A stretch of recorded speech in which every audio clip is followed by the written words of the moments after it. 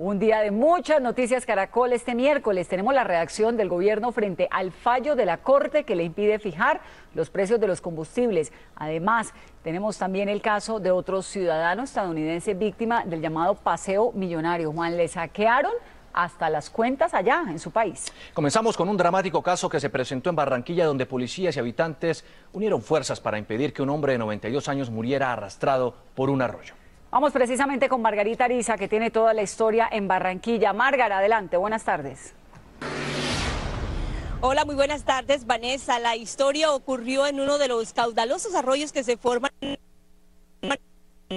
habitantes del barrio del Pueblo, en el suroccidente de la ciudad, vieron que un hombre, un abuelito de 92 años, luchaba contra la corriente para poder salir de este caudaloso arroyo. Avisaron a las autoridades, inmediatamente pues iniciaron el rescate, ataron a este hombre con algunas cuerdas que encontraron y después de 20 minutos lograron rescatarlo sano y salvo. En la imagen se observa cuando Roberto Blanco, de 92 años, lucha contra la corriente del arroyo. En ese momento, el arroyo El Salao, a la altura del barrio El Pueblito, en el suroccidente de Barranquilla, alcanza su mayor nivel debido a un aguacero. Varios policías que patrullaban la zona le lanzaron una cuerda y con la ayuda de la comunidad lograron sujetarlo, pero a Roberto Blanco se le agotaban sus fuerzas.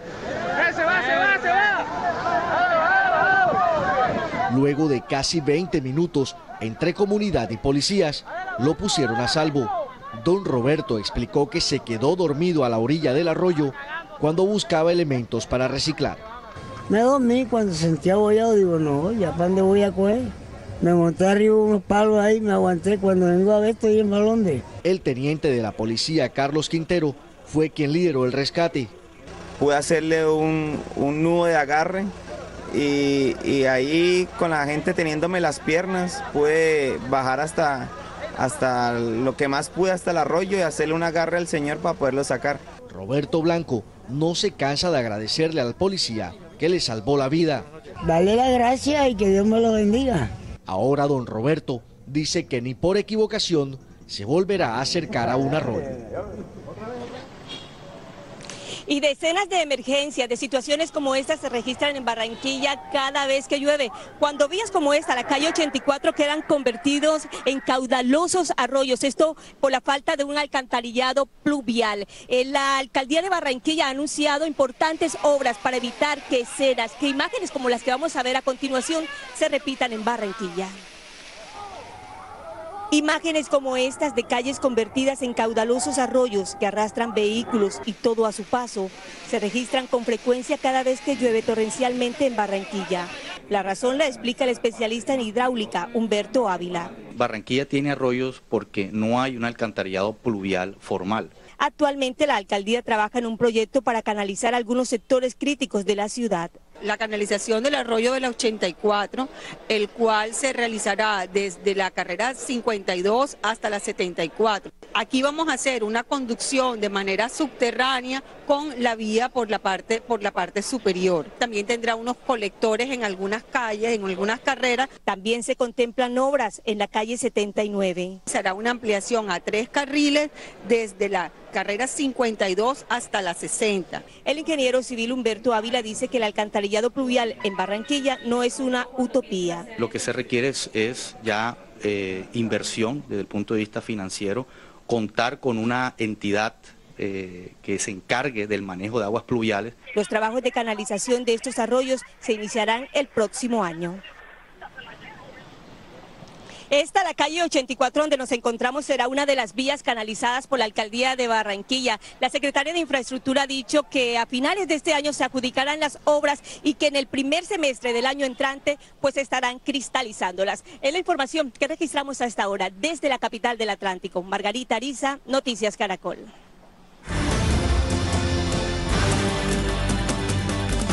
A esta hora se realiza en Zipaquirá la velación de un niño de 14 años que, según sus familiares, murió víctima de una golpiza que le dio uno de sus compañeros de colegio. El posible caso de matoneo ha generado conmoción en este municipio de Cundinamarca, hasta donde ha llegado César Chaparro. ¿Qué es lo último? César, buenas tardes.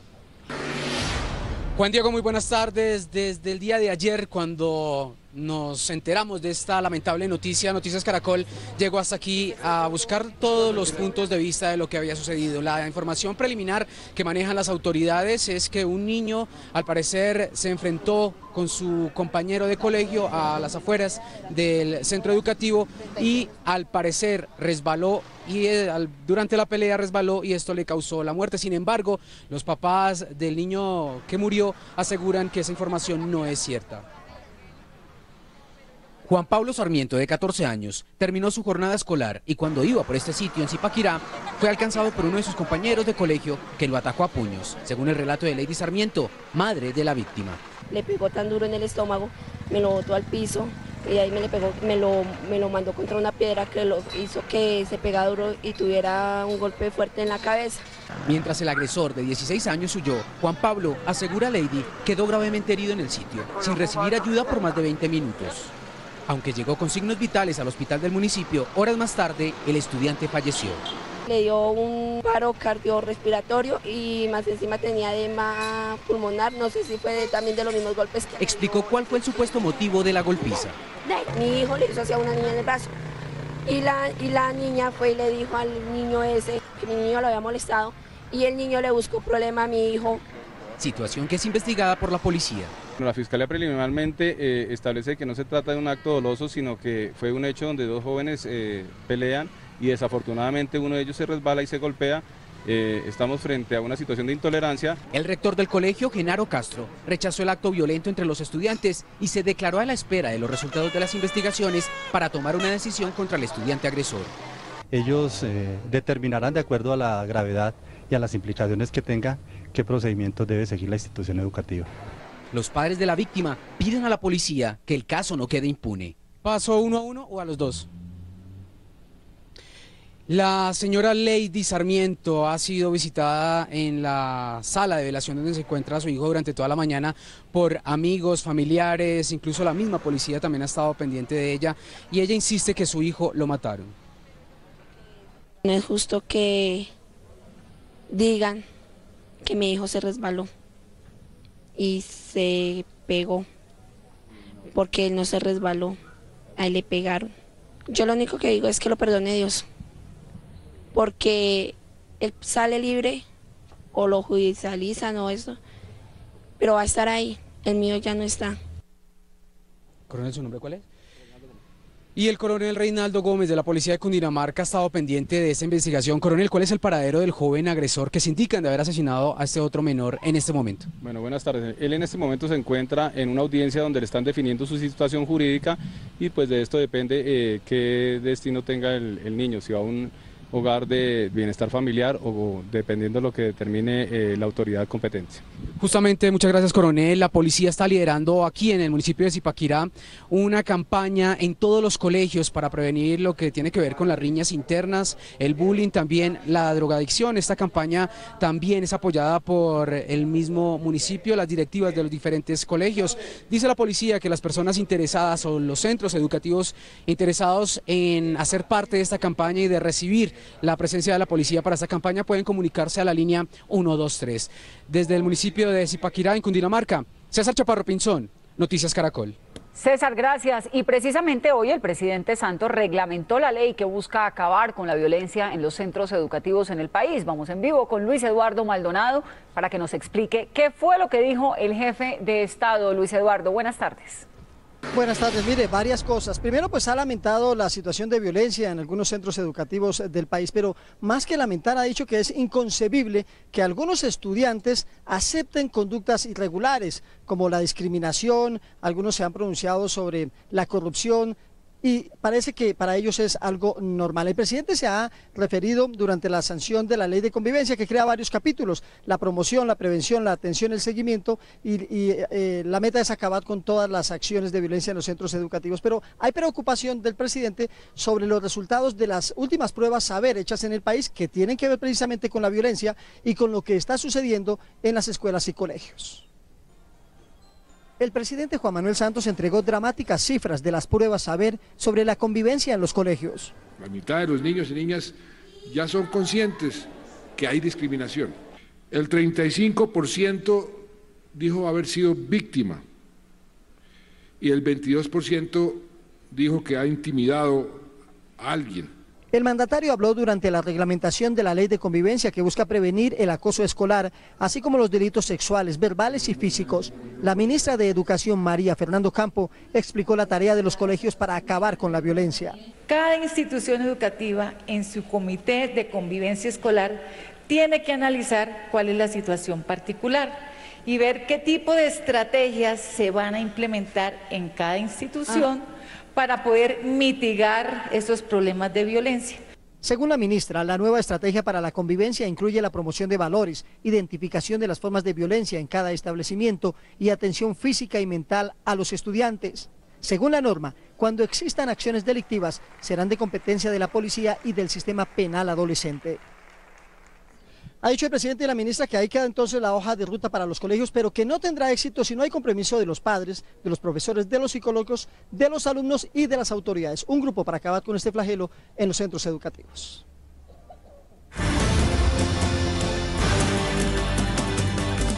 Un joven que manejaba borracho y ocasionó una tragedia amaneció hoy en la cárcel.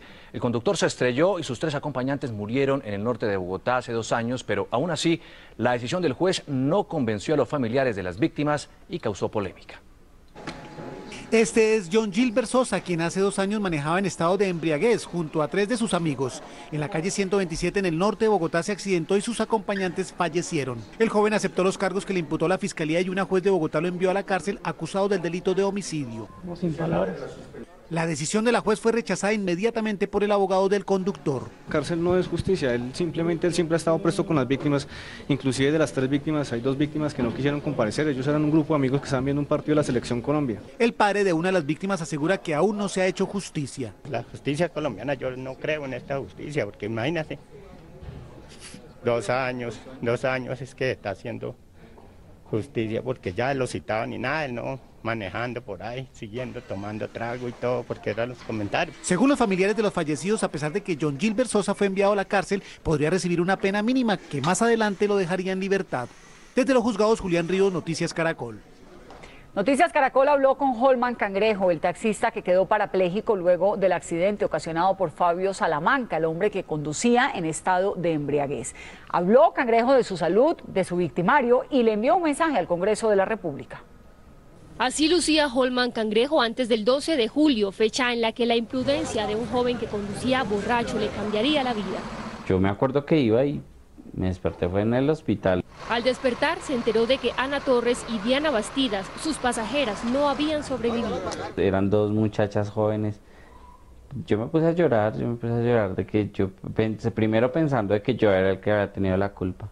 En estos 2 meses ha tenido que ser valiente para recuperarse. La lesión que yo tenía, los mareos, me daban desmayos, no me podía sentar en la silla, pero ya ahorita pues yendo a Teletón y esto ya me he recuperado un poquito más. Pero también ha tenido que soportar las necesidades económicas. Según cuenta, hasta ahora no ha recibido ni un peso de Fabio Salamanca, el joven que causó el accidente, ni de su aseguradora. Un médico de Liberty vino a valorarme, que yo que cuál pierna sentía más, de que esto como si yo estuviese diciendo mentiras. Entonces no, yo le dije, no doctor, pero ¿cómo me pregunta eso si yo no tengo sensibilidad de aquí para abajo? En cuanto a Salamanca, afirmó que debe asumir responsabilidades. El hecho de que él vaya a la cárcel, pues sí, a mí me da un poco de duro de pronto de que es un muchacho muy joven, pero igual, él ya tiene su cédula, cometió lo que cometió, tiene que cumplir. Ahora está cursando un proyecto de ley en el Congreso para castigar a los conductores borrachos. ¿Qué le diría usted a sus congresistas, Holman? Que donde un hijo de ellos estuviera en el caso que estoy yo, que me cambió la vida totalmente porque estoy con mis piernas no me están funcionando. Que ellos por favor se pongan la mano en el corazón y traten de aprobar esa ley. Holman deberá esperar 1 año y medio para ver la evolución de su salud. Confía en que volverá a caminar. Para evitar que sigan ocurriendo tragedias de tránsito por culpa de conductores borrachos, avanza en el Congreso un proyecto de ley que endurece los castigos. La iniciativa contempla que quien sea sorprendido conduciendo bajo los efectos del alcohol, así no cause daños, sea detenido de forma preventiva durante 24 horas. La primera vez tendrá que pagar una multa correspondiente al 25% del valor comercial del carro, la segunda vez del 50% y si reincide por tercera ocasión, entonces se le quitaría el vehículo. Además, según el senador liberal Luis Fernando Velasco, quien promueve la iniciativa, el infractor quedará con antecedentes judiciales y en caso de que sí provoque heridas o la muerte a una persona, se agrava la pena para que el responsable no tenga beneficios como por ejemplo la prisión domiciliaria e inevitablemente vaya a la cárcel. Urna virtual, pregunta del día. ¿Cree que con los castigos que prevé el proyecto de ley contra conductores borrachos disminuirán los accidentes? ¿Sí o no?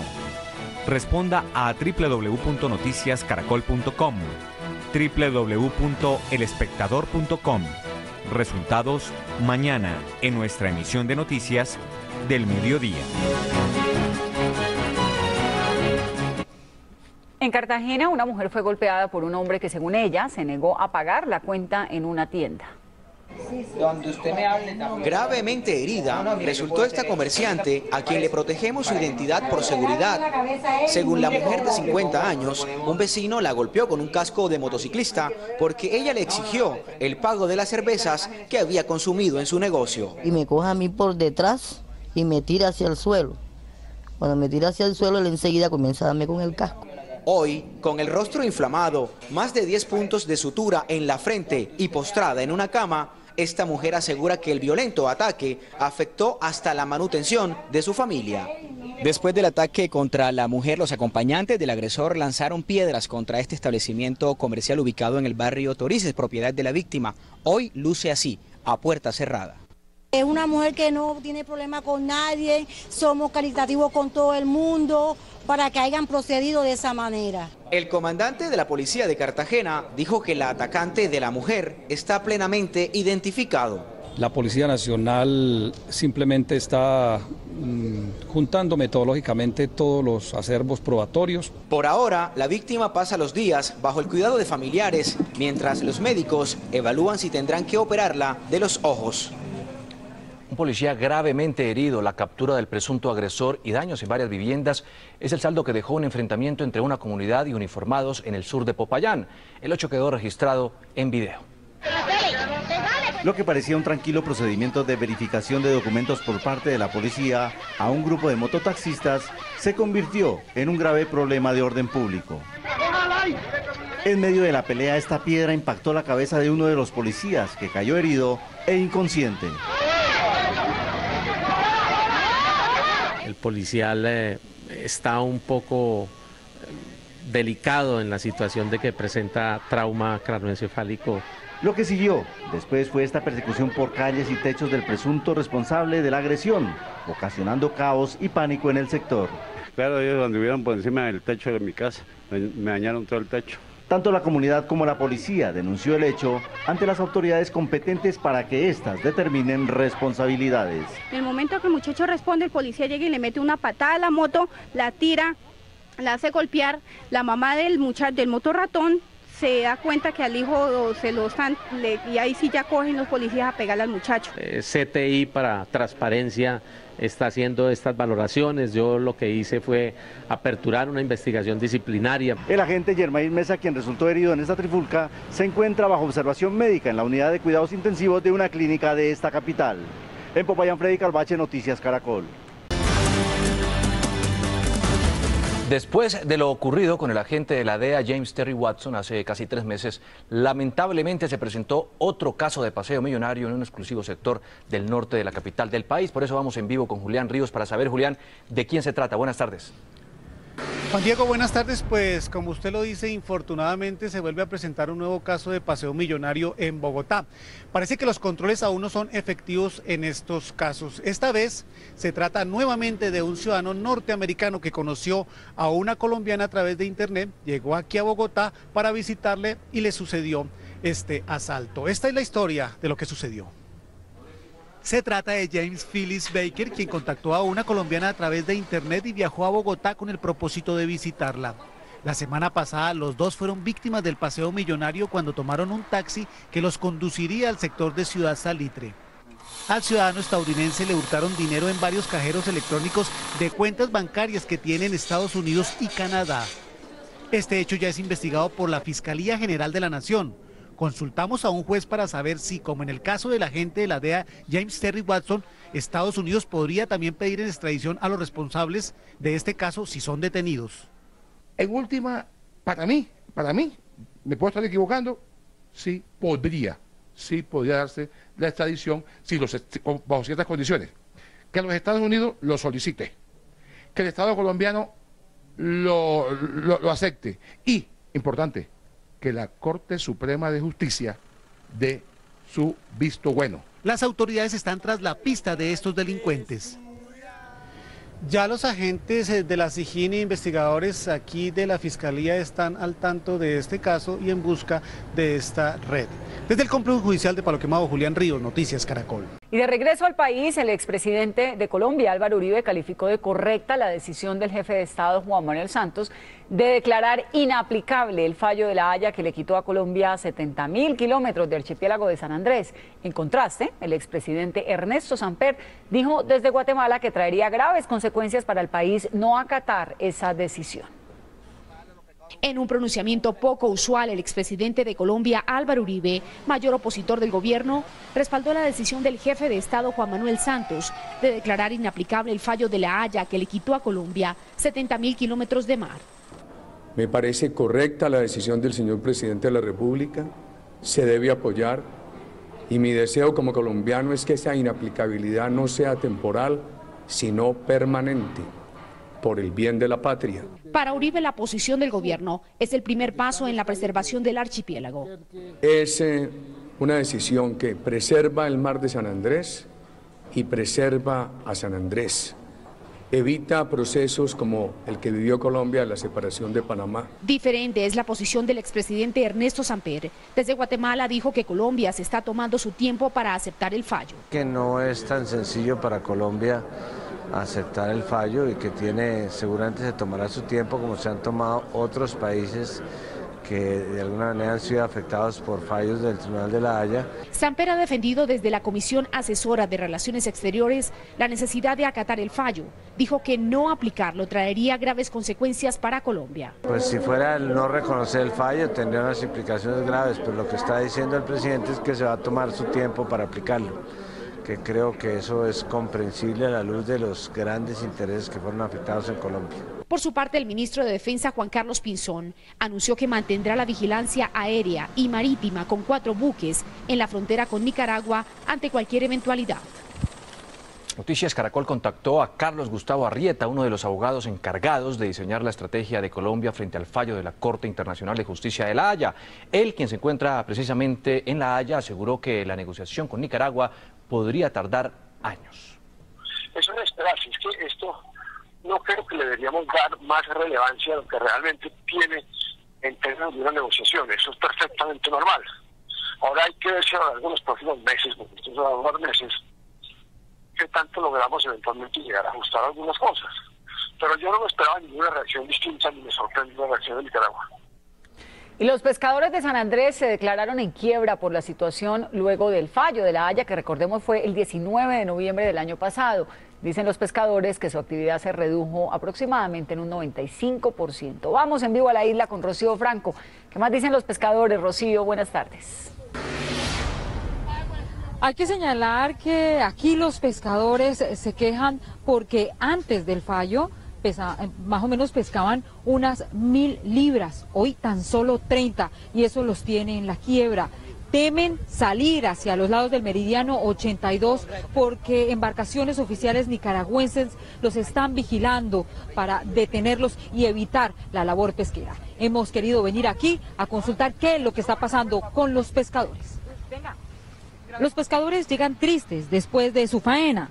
Ya no pescan como antes. Dicen que el mar, que el fallo de La Haya le quitó a Colombia, es en donde se encuentra su sustento diario. Como puse en La Haya esa vaina, ya como que se huyeron los pescados y no podemos ir donde sí hay pescado. Las pérdidas son enormes porque la pesca hoy no es la misma. Aproximadamente en el mediano 82 íbamos hasta 800.000 libras, pero ahora aproximadamente mira cómo ha reducido todo esto. ¿Cuántas libras tiene ahí? Próximamente como unas 25 o 30 libras. Aseguran que a veces no les queda ni para comer.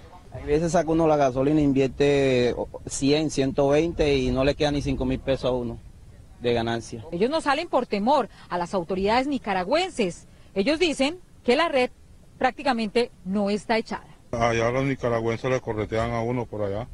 ¿Y cómo lo corretean? En bote, en guardacosta que tienen allá. Otros pescadores hablan de las promesas incumplidas por parte del gobierno. Lo que el presidente está hablando allá en Bogotá, que lo cumpla en San Andrés, así como le prometió a los pescadores que le va a dar un subsidio a los pescadores. Los pescadores y las autoridades de San Andrés dicen que esperan la presencia del presidente porque según ellos la situación del sector es compleja. Bueno, aquí los pescadores y los raizales están esperando la llegada de la ministra de Relaciones Exteriores, María Ángela Holguín, que está programada para mañana, juntamente con varios congresistas. Ellos le van a preguntar cuál va a ser el apoyo que va a recibir el sector pesquero, porque según ellos están en crisis. Desde San Andrés y Providencia, Rocío Franco, Noticias Caracol. Resultados urna virtual. Apoya la posición del gobierno colombiano frente al fallo de La Haya. Sí, 82.79%. No, 17.21%. Total votos, 7.862. A esta hora, 2 minutos de la tarde, vamos con las noticias de Antioquia. Tenemos reportes en vivo desde Medellín y también desde Barbosa. Comenzamos con Juan Pablo López para saber, Juan, de qué se habla a esta hora en Medellín. Buenas tardes.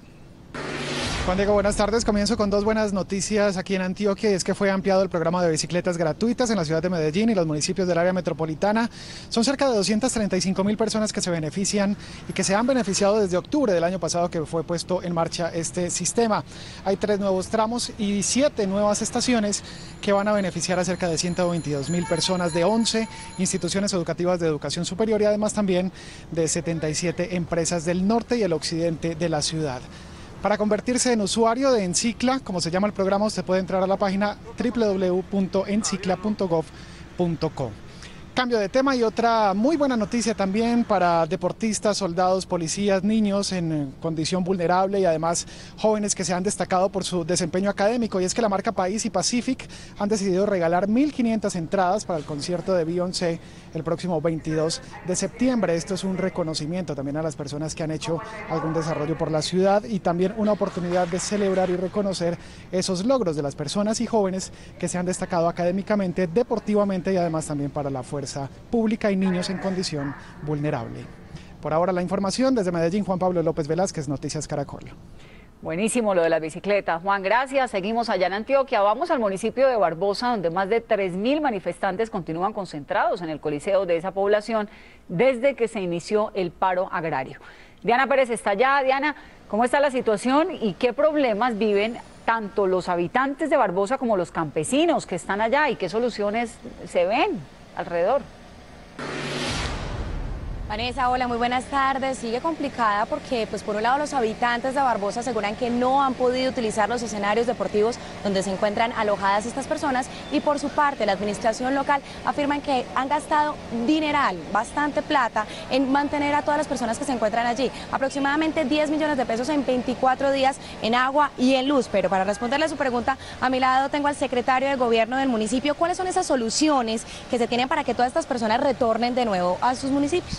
Sí, muchas gracias. Yo aprovecho la oportunidad para hacer un llamado al gobierno nacional y al gobierno departamental, porque la problemática que ha generado la toma por parte de los manifestantes de la unidad deportiva le ha generado muchos problemas al municipio, pero no somos las autoridades municipales las que tenemos la solución a las peticiones de los manifestantes. Es el gobierno nacional y el gobierno departamental los que le deben dar respuestas claras a los manifestantes y brindarnos una solución a los habitantes del municipio de Barbosa, que estamos privados de la unidad deportiva nuestra.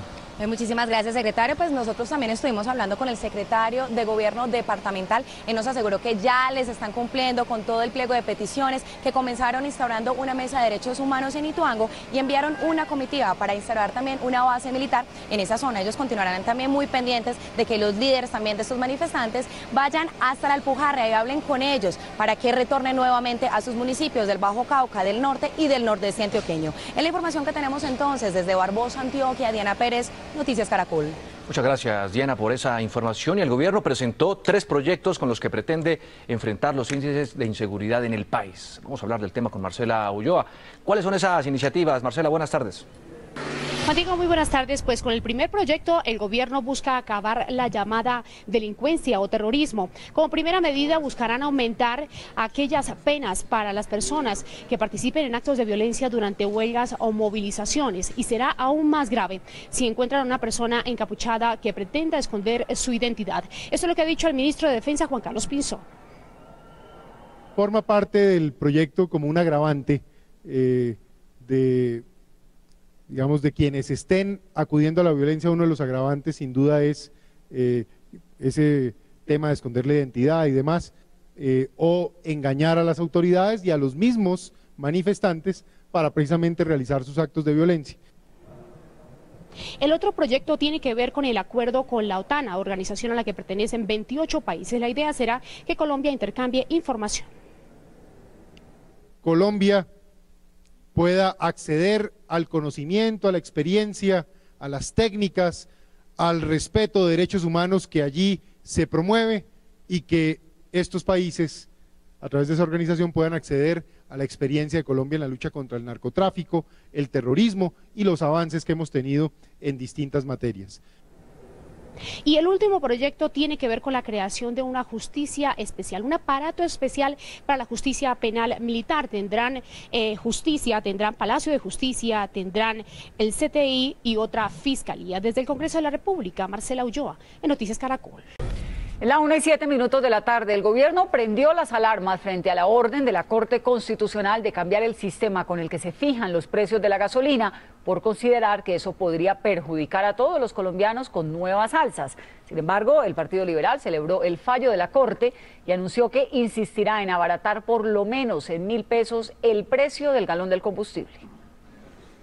El ministro de Hacienda se mostró preocupado por el fallo de la Corte Constitucional que deja sin piso la fórmula con la que se establecen los precios de los combustibles, más ahora cuando, según el funcionario, esos precios tienden a subir por el conflicto en Siria. Ese mecanismo de estabilización ha servido como colchón para aislar al consumidor colombiano de esas fuertes fluctuaciones internacionales. El mecanismo de estabilización le ha ahorrado a los colombianos 3 billones de pesos. Por su parte, el viceministro de Energía aseguró que no es cierto que en Colombia tengamos la gasolina más cara del mundo. Nosotros estamos en el puesto 11, el primero siendo el más barato y el 31 siendo el más costoso. Pero otra cosa piensa el Partido Liberal, que defenderá un proyecto de ley que rebajaría el precio de los combustibles. Nosotros podemos bajar entre 1.000 y 2.000 pesos el precio del galón de gasolina y del galón de diésel. El Partido Liberal va a defender esta propuesta de disminuir el precio de la gasolina como una defensa de las familias colombianas, como una defensa social. Actualmente el 25% de lo que un colombiano paga por un galón de gasolina corriente corresponde a impuestos. Y hablando de hidrocarburos, un derrame de petróleo tiene sin agua a 18.000 personas en el municipio de Cáqueza, Cundinamarca. El agua que baja por la quebrada Munar lleva 15 días arrastrando el material de petróleo crudo que se derramó durante la manifestación que algunos campesinos realizaron cerca al municipio de Chipaque. Allí abrieron las válvulas de 3 carrotanques. El problema es que esta agua se une con el río Cáqueza, que a su vez alimenta el acueducto. La limpieza, según dicen, podría demorarse al menos 2 semanas más. Son 18.000 personas en Cáqueza y sus alrededores los que permanecen sin suministro de agua. Según Elkin Ortegón, gerente del acueducto, se necesita apoyo porque hasta el momento solo cuentan con un carrotanque para llevar agua a la gente. Desafortunadamente la parte afectada fue bastante prolongada, un tramo aproximadamente de entre 3,5 kilómetros a 4. Esporádicamente por los grifos aparece agua sin tratar que baja de la montaña. Yolanda Hernández tiene un restaurante y los alimentos los tienen que preparar con agua empacada. ¿Esta agua que les alcanzaron a llenar acá, cuánto les va a alcanzar? Para hoy porque pues se sabe que en un restaurante el consumo de agua es bastante. Igual la gente necesita el servicio de baño, entonces esta agua se utiliza únicamente para baños y para lavar loza. Según este oficio de la Secretaría de Salud de Cundinamarca, la bocatoma debe estar cerrada hasta que el río no arrastre una sola gota de petróleo.